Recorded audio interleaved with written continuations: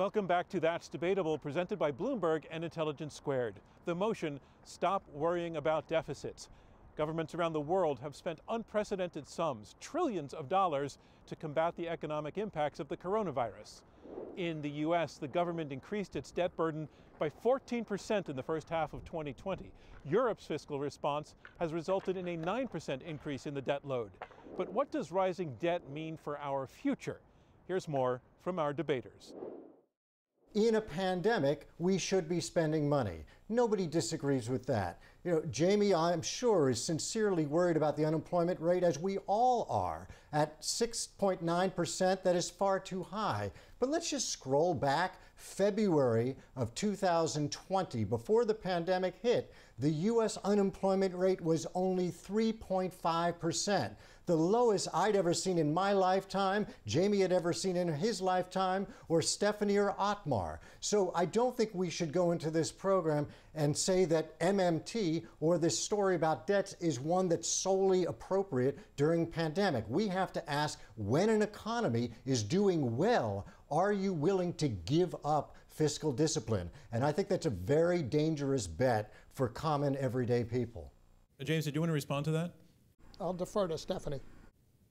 Stephanie, do you want to respond to that? Sorry. I think that this is exactly compatible with what Jamie and I are arguing. I think that we've found some agreement here, that in the current moment, we recognize that the economy needs the fiscal support that has been provided. And I will make the case, and I think Jamie as well, that we aren't doing enough.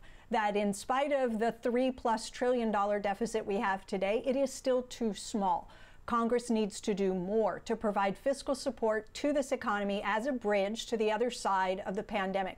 And beyond that, recovery and investment in the economy. So at what point does it become appropriate for the government to withdraw some fiscal support? That's the question. And I think we're having the right conversation. We're looking at the real economy. It's sending us a signal.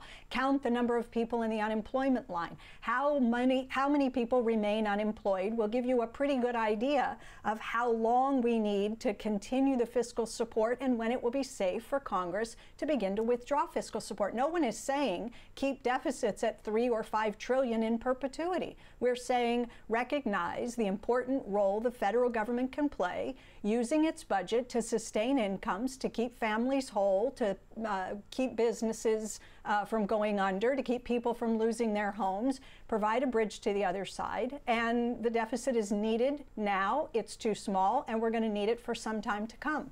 Otmar, you raised your hand on that one? Yeah, very short, Stephanie. We are all concerned, as Todd has mentioned, about unemployment. You discard the notion of a natural rate of unemployment, so let this aside. But I'm asking you, what is your sense when deficit spending should stop? Until what ratio of unemployment? Until everybody is employed at a good wage, as you said in your book? I think this is a fantasy. Well, I don't think it's a fantasy. And I think that what we do today is we manage, and I say we, central banks attempt to manage the inflation rate by finding the, quote, right level of unemployment. Right? No, but they believe that there is some amount of unemployment that is necessary, that you have to trap people in unemployment in order to prevent inflation from accelerating. So that is the way we fight inflation today. We use human beings, we lock them in unemployment, and we say, thank you for your sacrifice, you're helping the nation guard against inflation risk. I am saying, in the MMT framework, we're saying there is a better way to do this, that we can in fact anchor prices, but do it in a way that guarantees that everyone who wants to work and can't find a job anywhere else in the economy can have employment. So you do it with a buffer stock of employed workers rather than with a buffer stock of unemployed people, and you anchor the wage so that the government is providing a decent job at a good wage for anyone who can't find work elsewhere in the economy. That anchors prices, and you can get price stability alongside full employment instead of doing it the way we do today, which is use unemployment to try to tame inflation. Your optimal unemployment rate is 0. That is correct.